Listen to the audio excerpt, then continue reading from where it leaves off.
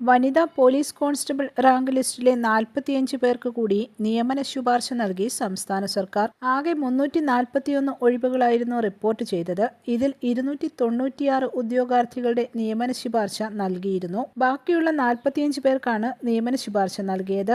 നാളെയാണ് റാങ്ക് ലിസ്റ്റിന്റെ കാലാവധി അവസാനിക്കുന്നത്. 2025 ജൂൺ വരെയുള്ള പ്രതീക്ഷിത ഒഴിവുകളും 64 NJD ഒഴിവുകളും ഉൾപ്പെടെ 341 വനിതാ പോലീസ് കോൺസ്റ്റബിൾ ഒഴിവുകളാണ് സേനയിൽ റിപ്പോർട്ട് ചെയ്തത്. 296 ഉദ്യോഗാർത്ഥികളെ Kerala public service commission advise ചെയ്യുകയും ഇതിൽ 204 ഉദ്യോഗാർത്ഥികളുടെ പരിശീലനം കേരള പോലീസ് അക്കാദമിയിൽ നടന്നു വരികയുമാണ്.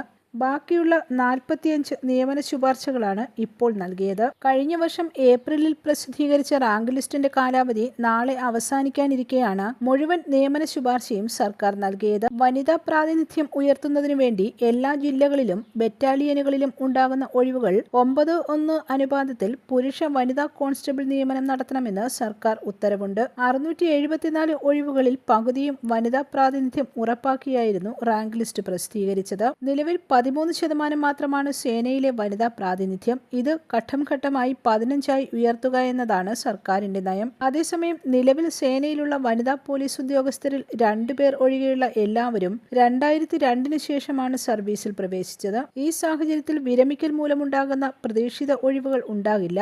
റാങ്ക് ലിസ്റ്റിന്റെ കാലാവധി അവസാനിക്കുന്നതുവരെ ഇനിയും ഒഴിവുകൾ ഉണ്ടാകുന്ന പക്ഷം യഥാസമയം റിപ്പോർട്ട് ചെയ്യുന്നതിനാവശ്യമായ നടപടിയും സർക്കാർ സ്വീകരിക്കും. News desk press Malayalam.